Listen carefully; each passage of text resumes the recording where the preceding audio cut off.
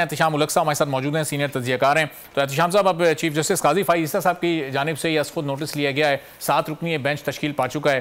क्या लग रहा है आपको, किस तरफ जाता मामला महसूस हो रहा है? ये हुकूमत तो पहले इस पर एक्शन ले चुकी थी। देखिए, ये बहुत ही हैरानकुन है और ना समझ आने वाली बात है। अब देखें, जो रियासत के दोनों सुतून है, एग्जेक्टिव और जुडिशरी, दोनों ने मिलकर फैसला किया था और अदलिया ने बाकायदा, आपको याद है, इस पे लामिया भी जारी किया था जब इंक्वायरी कमीशन बनाने का फैसला किया गया। और बार कौंसलों ने भी ये कहा कि जी बहुत अच्छा फैसला है। अब उसके बाद से चाहे वकीलों ने कहा, 333 वकीलों ने खत लिखा, नहीं लिखा, पीटीआई ने रिजेक्ट किया, अच्छा किया, बुरा किया, सवाल तो ये है कि सुप्रीम कोर्ट जो है वो 2-3 दिन पहले ये बड़ा फैसला कर चुकी है, सराह चुकी है ये प्राइम मिनिस्टर के फैसले को। उसकी रोशनी वो देखें, प्राइम मिनिस्टर साहब ने को खुद उन्होंने दावत दी अपना चीफ जस्टिस साहब ने कि आए मेरे पास, बैठ के फैसला किया गया।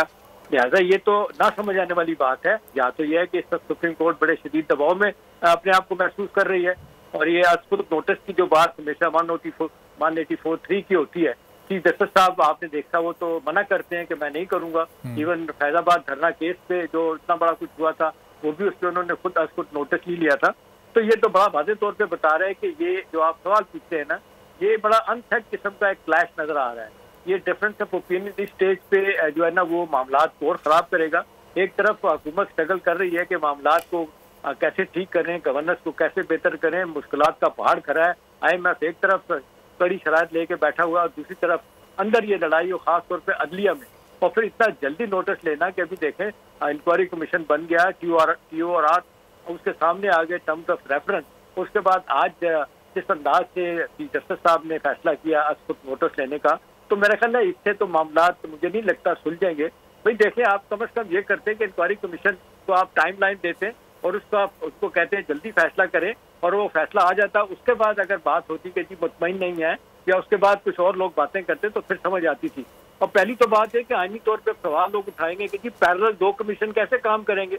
एक इंक्वायरी कमीशन है और फिर खुद नोटिस ले लिया 7 अपनी बेंच ने। तो अब आप दोनों क्या फैसला करते हैं? दोनों अगर कोई डिफरेंट फैसला करते हैं तो उसका नतीजा क्या निकलेगा? हर दो सूरत में मुझे जाती तौर पे बड़ा ये क्लैश नजर आ रहा है। और ये पाकिस्तान की तारीख में शायद ये पहली मर्तबा हुआ है कि एक वो मामला जिसपे आप पाकिस्तान के प्राइम मिनिस्टर को बुला के चीफ जस्टिस साहब ये तय करते हैं कि इंक्वायरी कमीशन बना लें और उसको फिर बड़ा इत्मीनान का इजहार करते हैं, प्रेस रिलीज इशू करते हैं, बाकी बार काउंसिलें उसको सराहती हैं और फिर आज ही आपने फैसला कर लिया। इसकी वजह तो है कि एक तरफ दबाव है, दूसरी तरफ शायद उन्हें ये भी एहसास हो रहा है चीफ जस्टिस साहब को कि वो लेगेसी आपकी क्या छोड़ के जाएंगे। आप देखते हैं 9-10 महीने के लिए उन्होंने रहना है, तो अभी 4 महीने तो गालिबन हो चुके हैं, 5 महीने।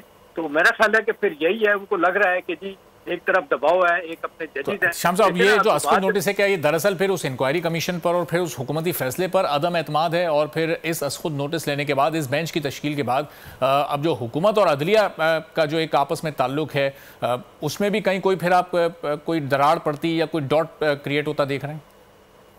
मुझे जाती तौर पर लग रहा है कि ये काजी ईसा फाइज साहब जो है ना वो खुद लगता है कि वो जिस अंदाज से ये फैसला किया है वो लगता है वो खुद इस मामले में एक बड़ी मुश्किल में है।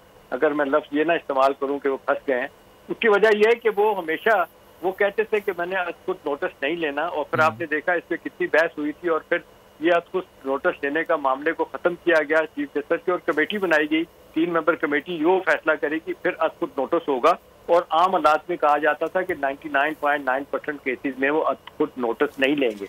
अब जाहिर सी बात है, जब ये उन्होंने किया तो ये क्या वजह हो सकती है?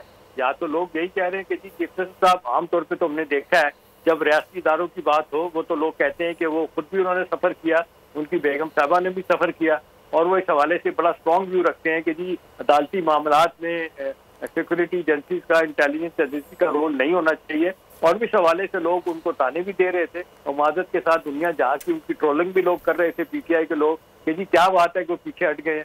तो यहाँ पे एक तरफ दबाव लग रहा है, दूसरी तरफ उनको अपनी लेगेसी की वजह ख्याल आ रहा है, ब्रदर जजीज है।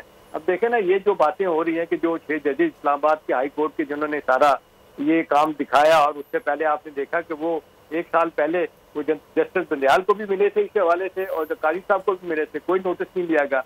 इसमें जब फैसला आता है एक शौकत सिद्दीकी साहब के केस का, जब उनको जुडिशल काउंसिल उनको बहाल कर देती है, बहाल इस सेंस में कि चलें ठीक है पेंशन वगैरह आपकी होगी लेकिन आपकी उम्र हो चुकी है, दोबारा नहीं ले सकते।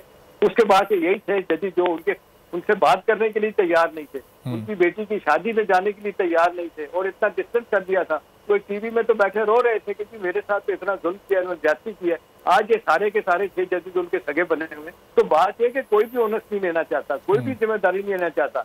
अब सवाल ये है कि ये 6 लोगों का इस अंदाज से खत लिखना, उसके बाद फिर एक बाकायदा कार्रवाई होने के बाद एक इंक्वायरी कमीशन का एक बड़े पाए के नॉन कंट्रोवर्शियल आदमी जैसे जिलानी की सरबराही में कमीशन बनना, उसको उसके आउटकम का रिजल्ट का इंतजार किए बगैर ये अभी आप देख लें कि आज ये बन गया 2 पैरेलल अदारे इस पे काम करेंगे, तो ये तो वैसे कंफ्यूजन है।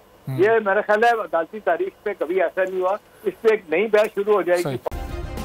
सब्सक्राइब करें और बेल दबाएं ताकि कोई खबर रह न जाए।